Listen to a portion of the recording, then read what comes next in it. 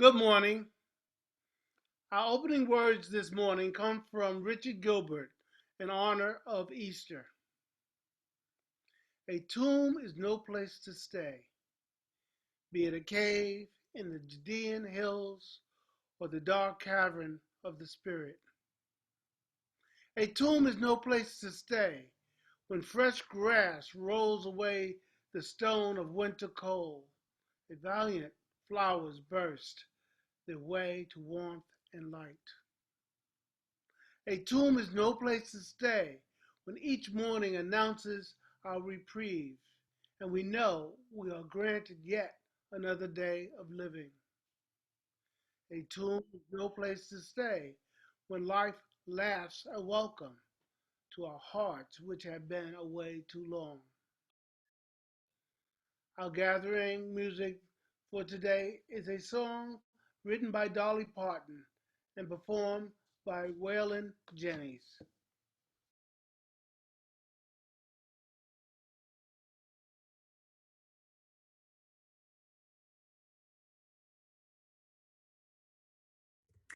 Good morning. My name is Karma Amos, and I'm honored to serve as the minister of the Unitarian Universalists of Central Delaware and to welcome you to worship this Easter morning. Whether this is your first time with us or attending our Sunday services is part of your regular routine, we're glad that you're here. We hope that you'll find room in this community for your spirit. We continue to be grateful for the technology that allows us to worship together online and to continue to build community in other ways. We thank you in advance for your patience and grace with any glitches we might experience. We're also grateful for our Zoom techs that help to lead us through worship in a seamless way, and thank you today to Laura for doing that. In addition to our worship each Sunday at 10, we meet on Tuesday nights at 7 for a more informal time of check-in and sharing. Please consider joining us for that gathering. It's a wonderful way to get to know people at a deeper level. Also want to let you know by way of announcements that the second of 3 of our conversations on the UU Common Read that's sponsored by our Social and Environmental Justice Committee takes place today at noon. The book that we're reading is Justice on Earth, which is a collection of UU essays about environmental justice from many different angles. Please join us whether you've read that or not. We think that'll be a good learning opportunity and time for discussion. Now I want to invite you to take a deep breath and listen to these words of welcome that are heartfelt every week.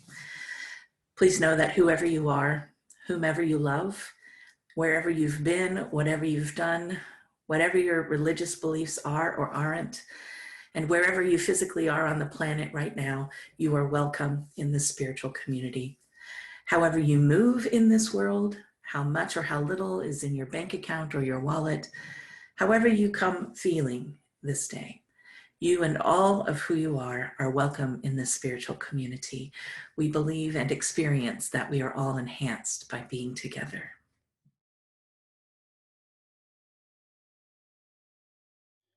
For holy days on which we recall the old stories, we light the flame. For Passover, which reminds us of the courage and strength of those seeking freedom in the past, we light the flame. For Easter, which reminds us that love is our greatest challenge, we light the flame. For gathering today in this sacred space, we light the flame. For the opportunity to be together as a community, to remember the past, to plan for our future, to be alive in our present.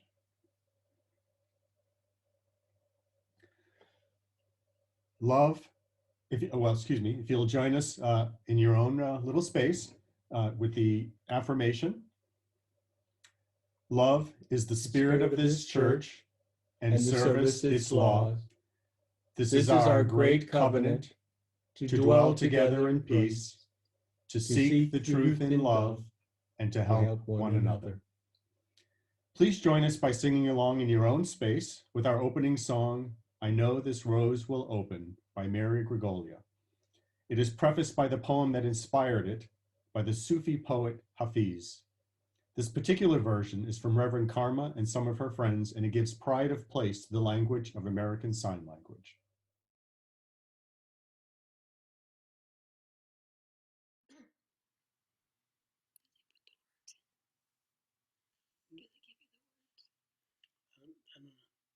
We'll see.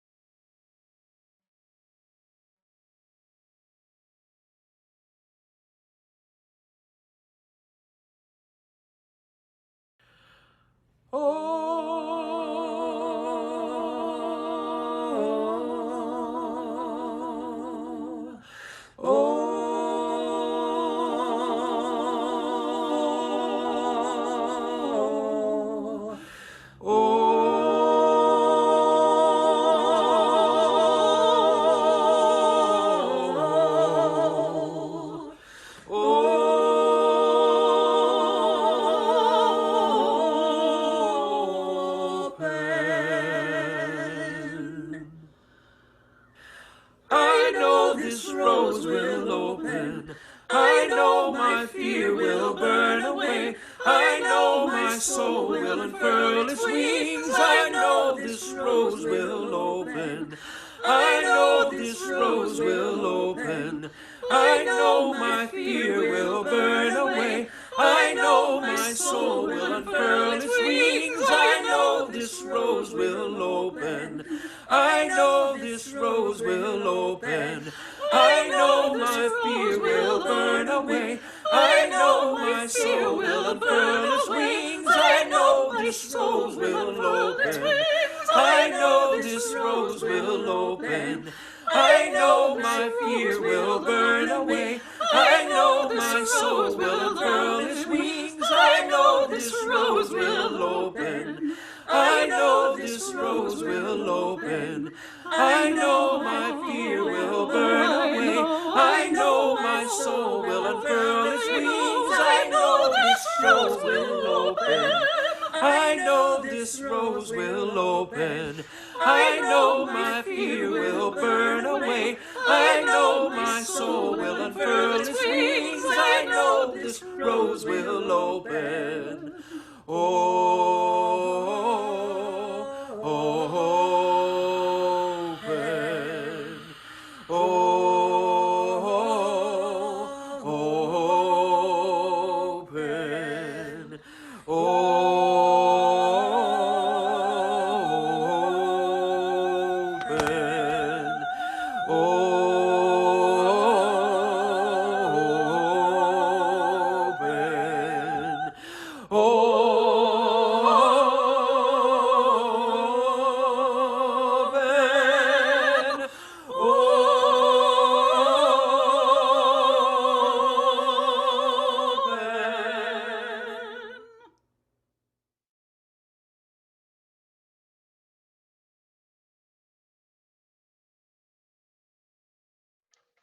From time to time, it's a good thing to state out loud some of the reasons that we are Unitarian Universalists. This is one of those days.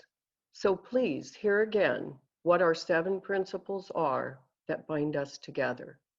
We agree to affirm and promote the inherent worth and dignity of every person, justice, equity, and compassion in human relations, acceptance of one another, and encouragement to spiritual growth in our congregations, a free and responsible search for truth and meaning, the right of conscience, and the use of the democratic process within our congregations and in society at large, the goal of world community with peace, liberty, and justice for all, respect for the interdependent web of all existence of which we are a part. And we draw wisdom from many sources, among which are direct experience of that transcending mystery and wonder affirmed in all cultures, which moves us to a renewal of the spirit and an openness to the forces which create and uphold life. Words and deeds of prophetic people which challenge us to confront powers and structures of evil with justice, compassion, and the transforming power of love. Wisdom from the world's religions, which inspires us in our ethical and spiritual life. Jewish and Christian teachings, which call us to respond to God's love by loving our neighbors as ourselves. Humanist teachings, which counsel us to heed the guidance of reason and the results of science, and warn us against idolatries of the mind and spirit. Spiritual teachings of earth-centered traditions, which celebrate the sacred circle of life and instruct us to live in harmony with the rhythms of nature. It is good to remember what it means to be you, and all of these things are meant to give us life and to re-inspire us when we experience the inevitable times of grief, confusion, and despair. Our faith is a source of hope to bring us back to life.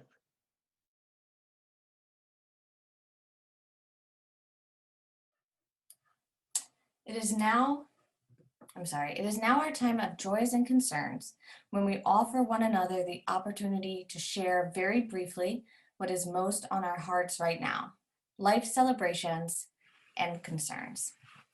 As you do so, we invite you to light a candle in your own space.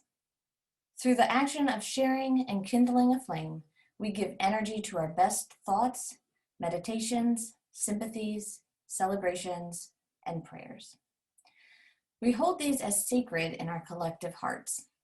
We would also like to invite anyone new to our community to introduce yourselves if you would like.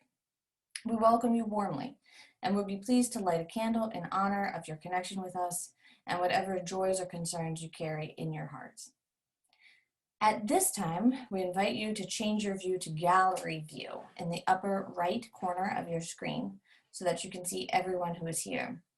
As you feel led, please unmute your microphone and share your joy and or concern and light your candle if you have one. You can watch the mute signals on the lower left of each person's video stream to see if anyone else is unmuted. It's best if we share one at a time. Please mute yourself after you have shared.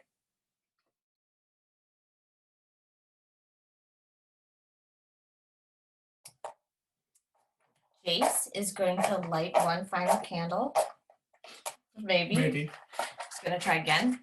For the joys and concerns that were not spoken by those of us here, and in solidarity with others in our community who could not be with us today.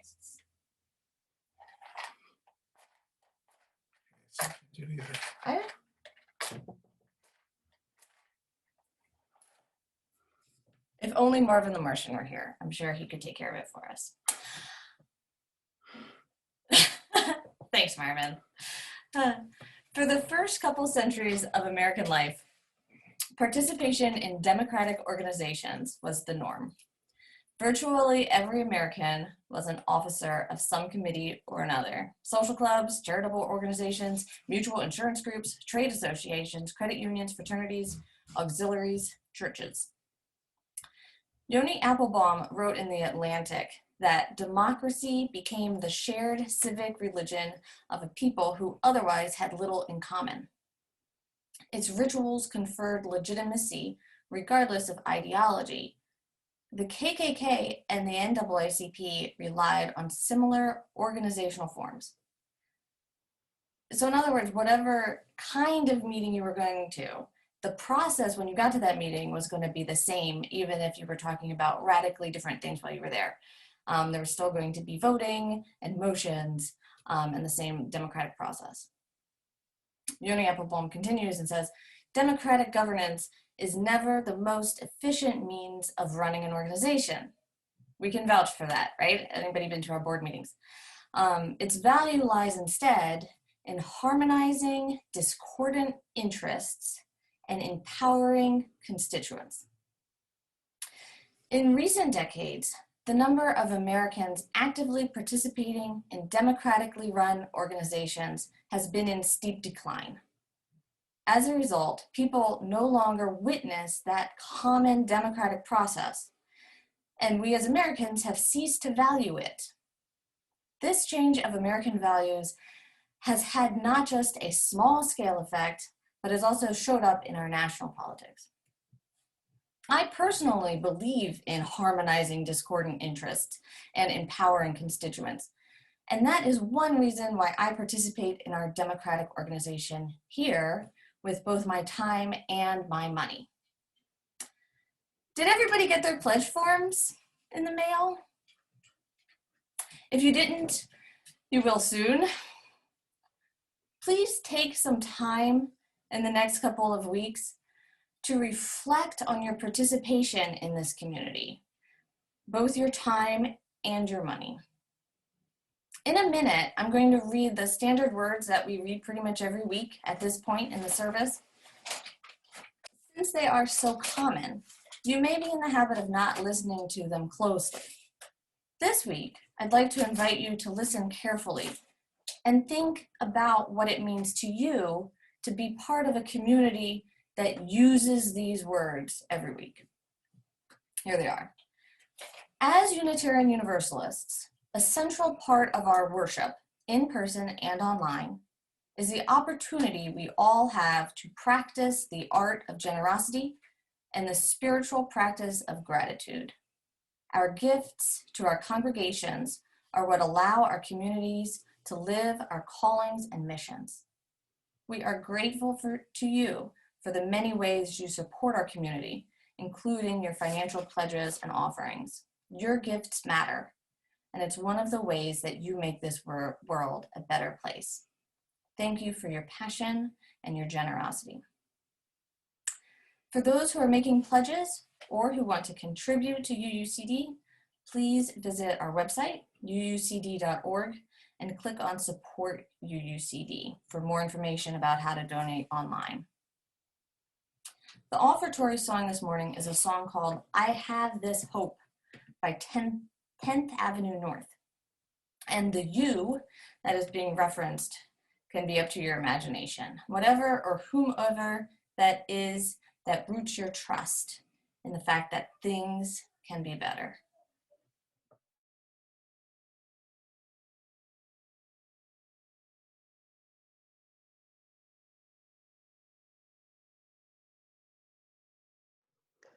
Edward Estlin Cummings, known as E. Cummings, is one of America's most famous 20th century poets.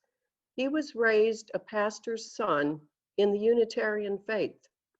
As an adult, he wed the spiritual framework of Unitarianism with Emersonian transcendentalism, which is a philosophical movement that celebrates humanity and nature. Our centering this morning exemplifies this blend of UUism and transcendentalism. Close your eyes now if you like and enjoy this reading of E. Cummings' poem, I Thank You, God, for Most This Amazing.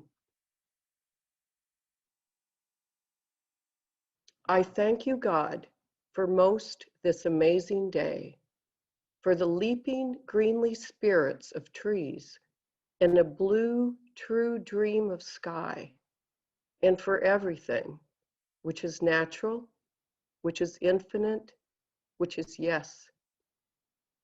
I who have died am alive again today, and this is the sun's birthday. This is the birthday of life and of love and wings, and of the gay, great happening illimitably earth. How should tasting, touching, hearing, seeing, breathing, any, lifted from the no of all nothing, human merely being, doubt unimaginable you? Now the ears of my ears awake, and now the eyes of my eyes are opened.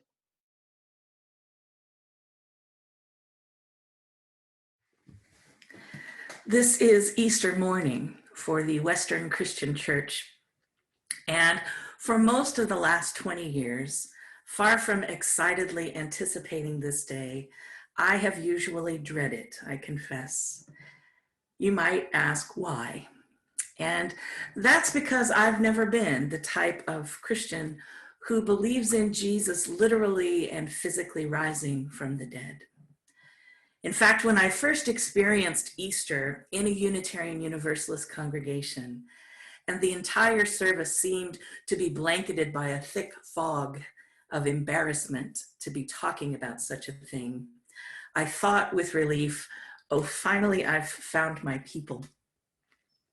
The minister and all of the leaders of worship that day seemed much more comfortable with the person in a giant bunny costume who hid the eggs for the children's great hunt than they did reading or acknowledging the stories of Jesus' empty tomb.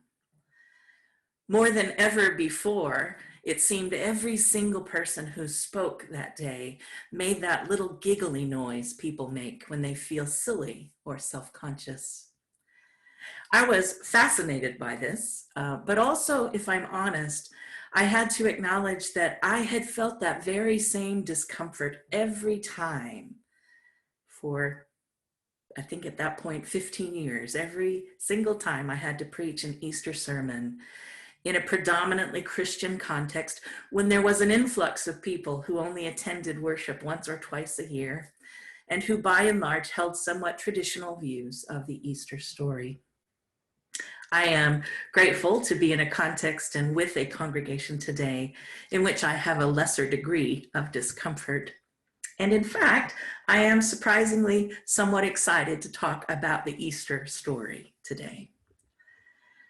Proclamation about the resurrection of Jesus is one of the key elements of Christian tradition. But, and this is a significant but, there has never been any singular understanding of what resurrection is, when, whether, and how it happened for Jesus, or what it means for him or for us. Sadly, for most of my life, I was so focused on declaring what I did not believe about the resurrection that I wasn't able to fully explore what I have since come to understand as the truly positive, life-giving, and perhaps even universal aspects of resurrection. The first testimony about the resurrection of Jesus that's found in the New Testament is from Paul, who never personally met Jesus and who doesn't mention or imply even one single thing about an empty tomb or the raising of Jesus from the dead. Now, I can only assume, along with a great number of religious scholars, as well as other assorted heretics, that this is because those things didn't matter to Paul. And not only that, but that those things had nothing to do with what he understood to be the true power of resurrection. In other words, resurrection had absolutely nothing at all to do with the resuscitation of a corpse. Rather, it had everything to do with an experience of the Christ Spirit that endured beyond Jesus' torture and execution by the Roman Empire. In commenting on this, theologian Frederick Buechner has this to say: "It hardly matters how the body of Jesus came to be missing, because in the last analysis, what convinced the people that he had risen from the dead was not the absence of his corpse, but his living presence. And so it has been ever since." That simple shift in understanding, that pivot, if you will, signaled for me a sort of freedom to explore again the heart of the Easter story and to redeem and reclaim the idea of coming back to life, which is what I'd like to reflect on this morning. By now, if you've heard many of my reflections, you will know that I believe many spiritual truths are obscured or altogether blocked by a focus on literal facts. Because it is my observation, my experience, and my conviction that truth often transcends facts, and that story and myth, those things that are central to most religious traditions, point us to something much deeper than literal details can convey.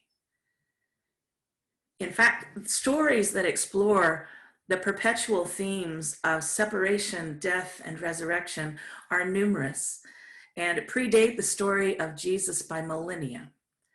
Such stories have been around since the Bronze Era, that period of time lasting from roughly 3500 to 1250 BCE, before the Common Era. Many of these resurrection type stories feature prominently various goddess figures, as well as a close association with the observable world of nature and its seasons. Some ancient examples include the following. In Sumeria, the goddess Inanna descends to darkness and is eventually resurrected and returns to the light. In Babylonia, Ishtar makes an annual pilgrimage into the darkness to awaken her consort Tammuz to bring him back up and into the light. In Egypt, when her husband/brother Osiris is murdered, the entire land mourns until the goddess Isis is able to bring him back to life, reassembling various pieces of his body. In Greece, Demeter's daughter Persephone is abducted and taken to the underworld, and the natural world is plunged into darkness and desolation until she is returned in the spring, and she and the world come back to life. There are also resurrection stories in the history of Judaism, Hinduism, and still today in most earth-centered religions, among others. These themes of birth and death and rebirth are woven throughout so many spiritual traditions because these are perpetual themes, not only of history and the natural world, but of our own experience of living. Now, some Christians, including many I know and love, rail against this acknowledgement because Jesus triumphing over death and literally coming back to life is a linchpin of their faith. It's like one of those Jenga pieces at the bottom of the tower of their faith structure. And some have a great deal of fear that pulling out that particular peg to examine it or to discard it will make the entire structure of their faith tumble. And I don't say that as judgment. In fact, I have a great deal of compassion and empathy for those folks. I'm not bothered at all by those who do believe in this literal coming back to life.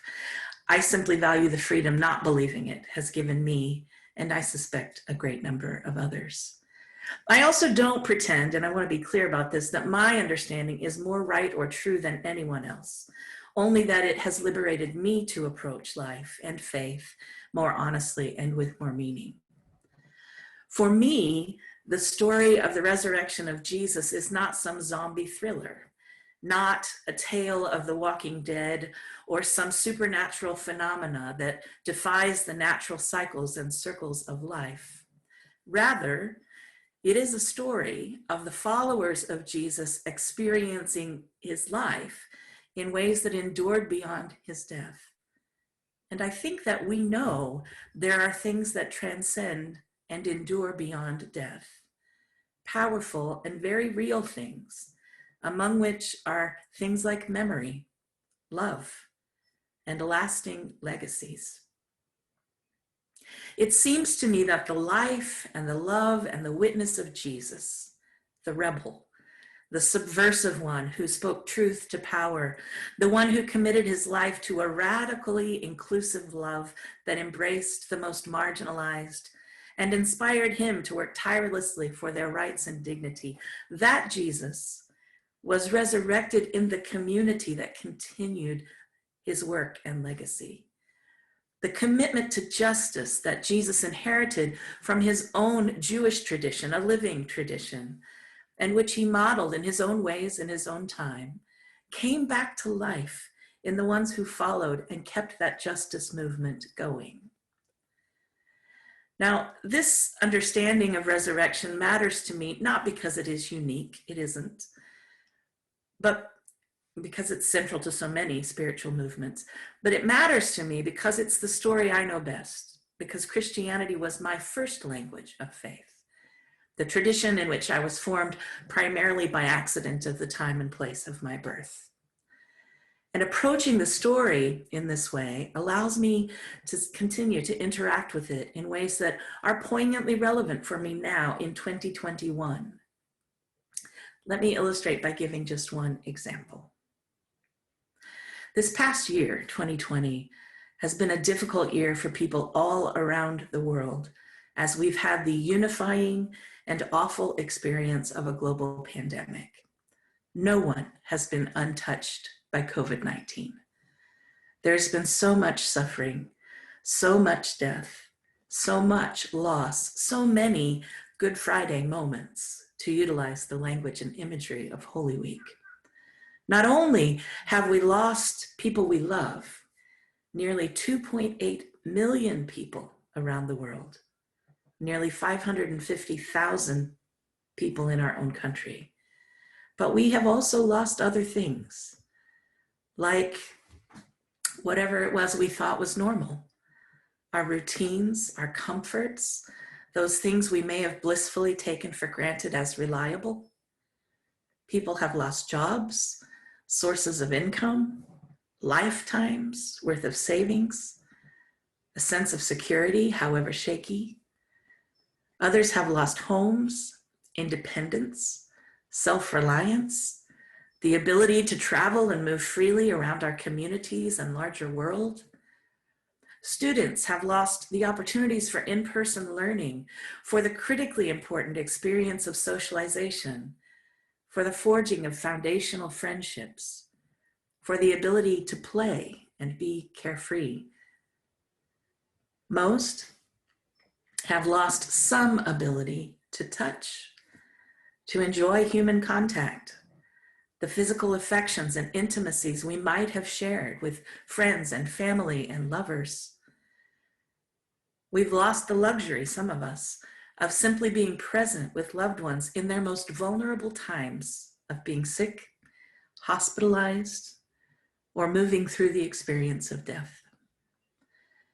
For those of us who regularly participate in faith communities like ours, we have lost the ability to gather in person for worship and companionship, for collaborative justice actions in the flesh, for sacred rites of blessing babies, celebrating weddings, and honoring funerals, memorials, and other important milestones on the human journey.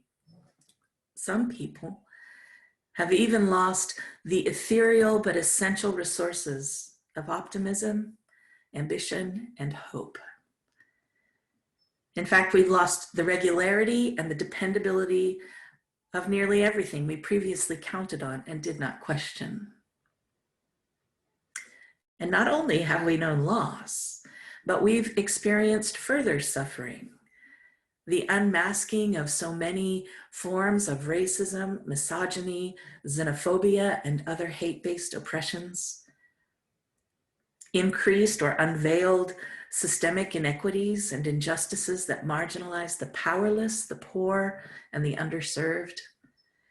In some ways, our ability and our privilege to be able to look past those uncomfortable realities has been stilted.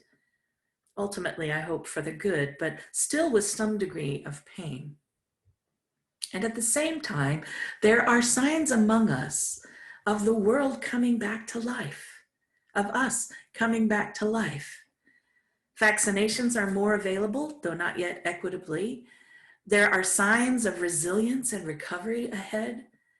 And in our hemisphere, spring is offering its perpetual promises that all will once again be well. Rebirth and resurrection seem more likely and possible now than they have in a long time. And during this time, as we think about how we will come back to life, it could be helpful for us to consider this in conversation with the Easter story. Because once again, the story is not a story of the resuscitation of the dead. Resurrection is not about the same old, just reanimating or reappearing.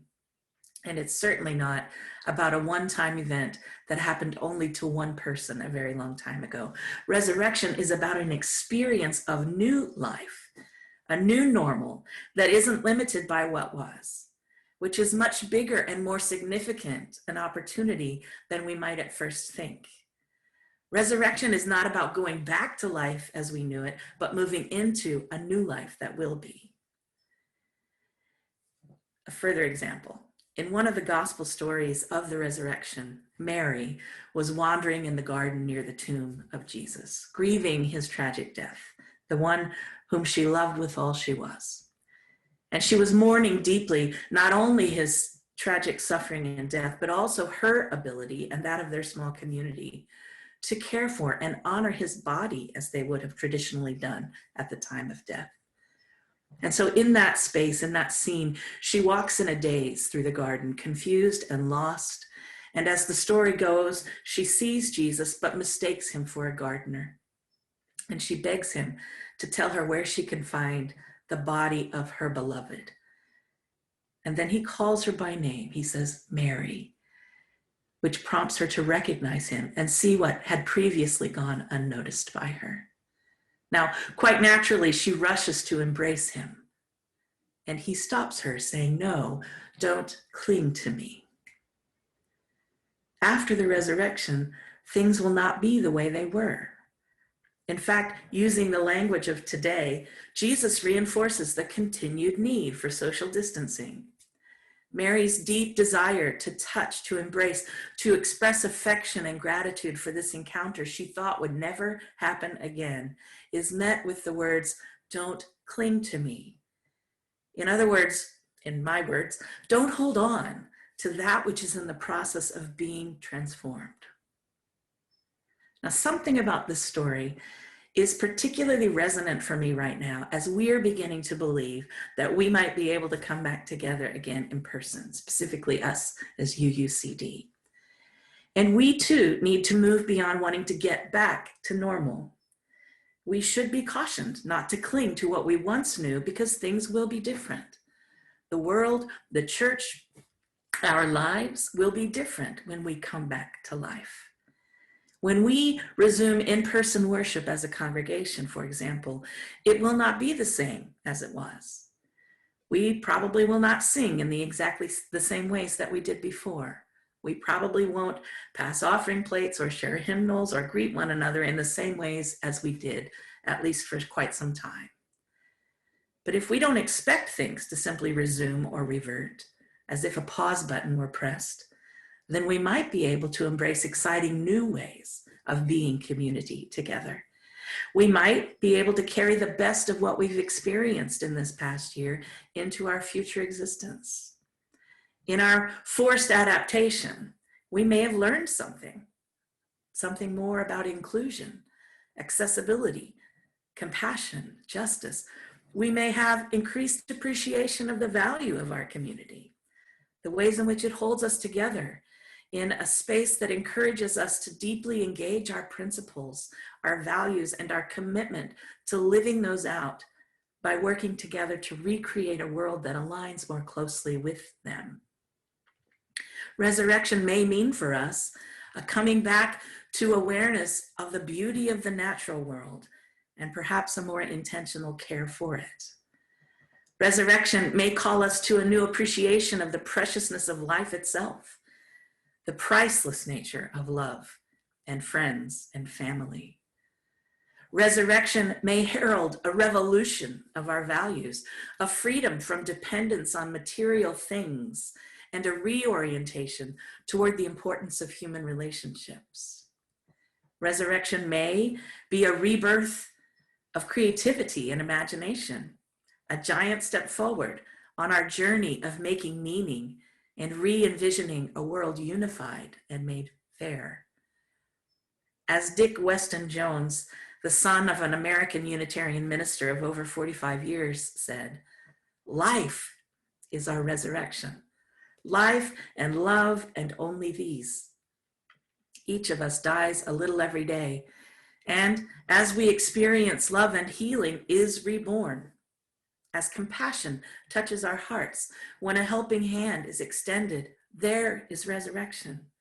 There, life rises, triumphant once more."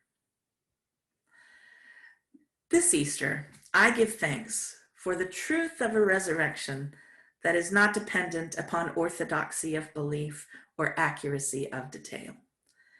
I'm also grateful for a community that values the journey of spirit more than its destination, the quest for truth more than the arrival at some so-called right answer.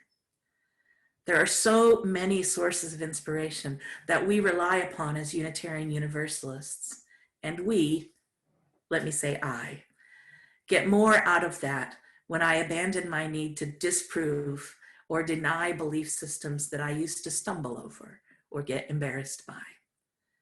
There is something for us to acknowledge and celebrate about the tipping point the world is in right now, so that we don't miss the signs and evidence of new life that can still transform and heal us after the season that Shakespeare and Steinbeck might call the winter of our discontent.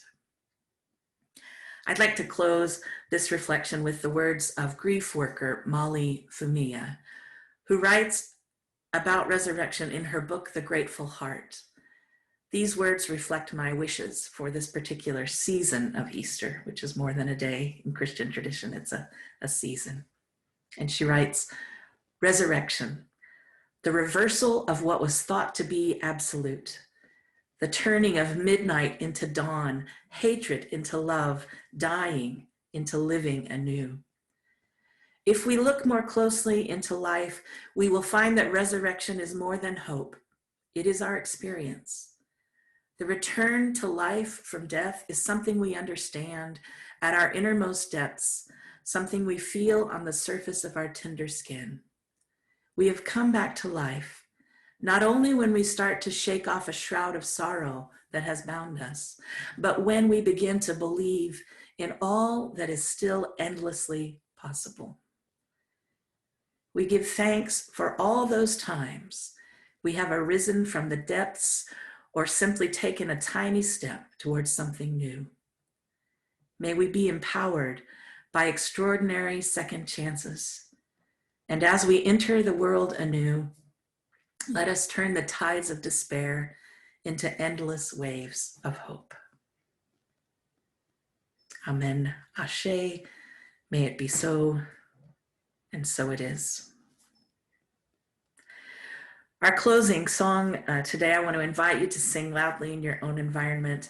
And I suspect you know this one because we used it as a hymn of the month for at least 2 months. So when we were gathering together in person, the song is Now Let Us Sing. Now let us sing our closing song together.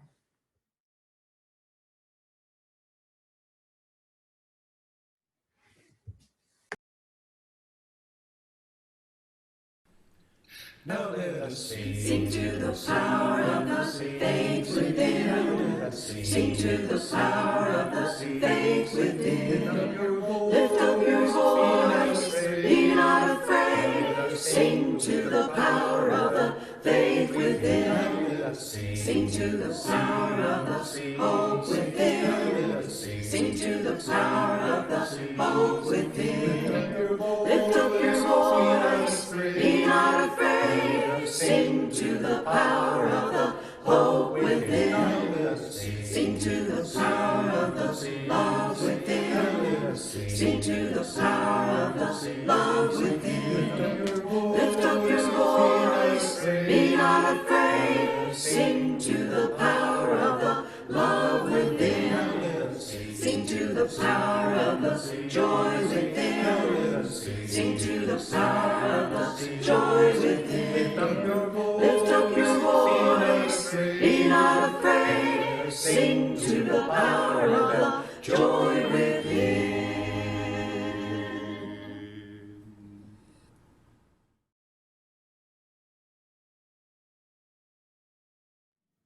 It's time for our closing. And in so doing, say along with me these words. We extinguish this flame, but not the light of truth, the warmth of community, or the fire of commitment.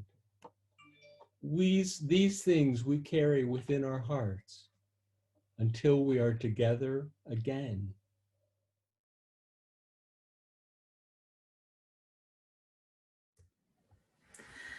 Our closing words are from Alex Holt. For all those who celebrate the resurrection of Jesus, may this be another affirmation of divine love and promise. For all those who see the eternal story of new spring and life beginning anew, may you breathe deeply a season of promise and hope. For all who are experiencing despair or hopelessness this Easter, may you find in the darkness or depression a doorway to light and warmth that offers you freedom. For all of us, together we can do what no one isolated person can do. Rolling the heavy stone aside reminds us we are far more powerful than we could ever be on our own. Our offering of strong hands to help, our prayers made real. Let us begin again to love.